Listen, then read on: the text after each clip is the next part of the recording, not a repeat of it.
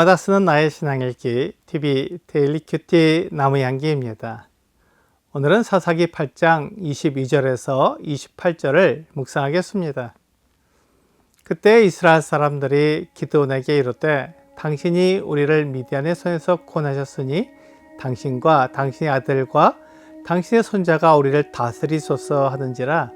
기드온이 그들에게 이르되 내가 너희를 다스리지 아니하겠고 나의 아들도 너희를 다스리지 아니할 것이요 여호와께서 너희를 다스리시리라 하니라.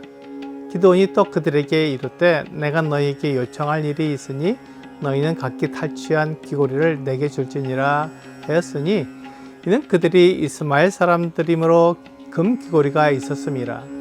우리가 대답하되 우리가 즐거이 드리리이다 하고 겉옷을 펴고 각기 탈취한 귀고리를 그 가운데에 던지니 기드온이 요청한 금 귀고리의 무게가 금 1700세겔이요 그 외에 또 초승달 장식들과 패물과 미디안 왕들이 입었던 자색 의복과 또 그 외에 그들의 낙타 목에 둘렀던 사슬이 있었더라. 기드온이 그 금으로 에봇 하나를 만들어 자기의 성읍 오브라에 두었더니 온 이스라엘이 그것을 음란하게 위함으로 그것이 기드온과 그의 집의 올무가 되니라. 미디안이 이스라엘 자손 앞에 복종하여 다시는 그 머리를 들지 못하였으므로 기드온이 사는 40년 동안 그 땅이 평온하였더라. 이스라엘 사람들은 기드온이 미디안을 물리쳐 주자 너무 기뻐했습니다.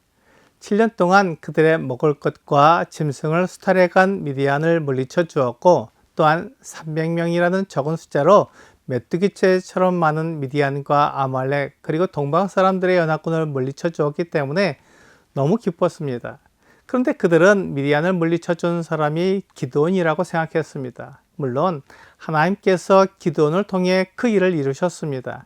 그렇기 때문에 기드온이 그 일을 해낸 것이 아니라 하나님께서 하신 것입니다. 사람들은 눈에 보이지 않는 하나님보다는 눈에 보이는 사람을 더 의지하고 신뢰합니다.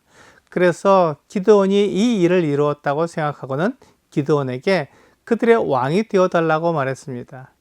그들은 기드온뿐만 아니라 기드온과 기드온의 아들 그리고 손자까지도 왕으로서 그들을 다스려달라고 말했습니다.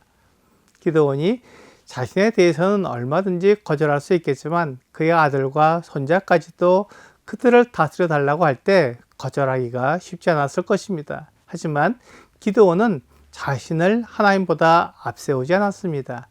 300명으로 메뚜기떼 같은 미디안 군대를 무찌를 수 있었던 것은 순전히 하나님의 능력이요 하나님의 계획에 의한 것이었습니다. 그래서 기드온은 내가 너희를 다스리지 아니하겠고 나의 아들도 너희를 다스리지 아니할 것이요 여호와께서 너희를 다스리시라 라고 대답했습니다. 기드온을 왕으로 삼으려는 이스라엘 백성들의 마음을 이해할 수 있습니다. 주변 나라들이 왕이 있어서 전쟁에 나갈 때 손쉽게 백성들을 소집할 수 있고 또한 왕을 중심으로 적과 싸워 나갔기 때문에 왕이 있어야 나라가 안정된다고 생각했던 것입니다. 마침 기드온이 앞서서 싸워주었고 그 강력한 미디안 군대를 멸망시켰기에 이스라엘 사람들은 기드온을 왕으로 세우고자 했던 것입니다. 하지만 기드온은 왕이 되려고 하지 않았습니다. 그의 아들과 손자까지도 보장되는 그 자리를 거절하고 하나님께서 이스라엘의 왕이 되신다고 말했습니다. 그렇습니다. 이스라엘의 왕은 하나님이십니다. 그래서 하나님께서 이스라엘에게 왕을 주시지 않았습니다. 하지만 이스라엘은 왕을 요구했고 왕이 있어야 백성들이 헤매지 않는다고 생각했습니다. 그것은 하나님을 믿지 않는 이스라엘 백성들의 마음이었습니다. 하나님께서는 이스라엘을 세우셨고 직접 다스리셨습니다. 하지만 사람은 하나님을 볼 수 없기에 하나님께서 이스라엘을 다스리는 것을 믿지 못했습니다. 하나님께서는 이스라엘을 위해 여러 기적을 보여주셨습니다. 하지만 이스라엘 백성들이 하나님의 기적을 볼 때만 하나님을 믿었고 하나님을 보지 못할 때는 하나님을 믿지 않고 우상을 섬겼습니다. 이것이 이스라엘의 문제였습니다. 하나님은 눈으로 볼 수 없는 분입니다. 그래서 이스라엘을 택하셨고 그들을 통해 하나님이 계시다는 것과 하나님이 하신 언약을 지키고 사람들에게 하신 말씀을 보존하기 원하셨습니다. 그것이 이스라엘을 부르신 목적이었습니다. 하지만 이스라엘은 다른 사람들과 마찬가지로 하나님을 떠난 죄인이었습니다. 그래서 하나님이 기적을 나타내시지 않고 그들이 하나님을 알 수 없을 때는 우상을 섬겼습니다. 하나님보다는 자신들의 성공과 안위가 더 중요했던 것입니다. 이런 상황에서 이스라엘 백성들은 그들의 문제를 왕이 없는 곳에서 찾았습니다. 주변의 나라들을 보니 왕이 있었고 왕을 통해 나라가 안정되게 운영되는 것을 보았습니다.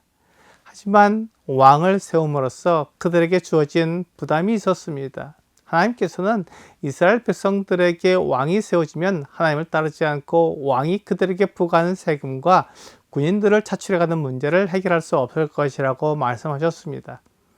하지만 이스라엘 백성들은 그런 면보다도 그들에게 안정적인 나라가 주어지는 것이 더 좋다고 생각했습니다.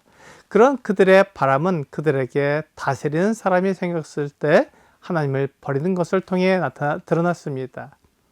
기드온은 그들이 미디안 사람들에게 탈취한 금고리를 달라고 했습니다. 이스라엘 사람들은 기쁜 마음으로 금 귀고리를 기드온에게 주었습니다. 그러자 기드온은 그 금으로 에봇 하나를 만들어 자기 성읍 오브라에 두었습니다. 기드온은 그 에봇을 기념품으로 삼은 것이지만 이스라엘 사람들은 그 에봇을 우상으로 섬겼습니다.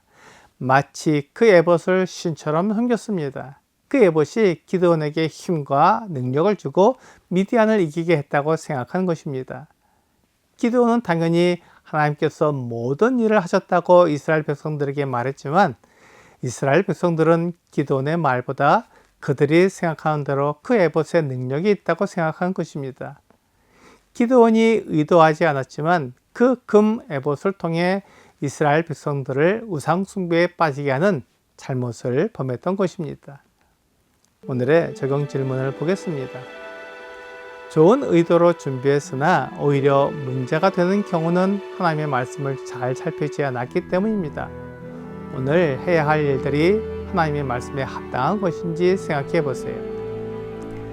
하나님께서는 우리가 해야 할 일들을 말씀해 주셨습니다. 그래서 하나님께서 말씀하신 것을 생각하고 그것을 따라 행하게 되면 아무 일이 없지만 하나님의 말씀을 무시하고 내 생각대로 행동했을 때 문제가 생깁니다. 오늘 사람은 형상을 가진 것들을 우상으로 섬기기 때문에 하나님은 아무 형상도 만들지 말라고 말씀하셨습니다.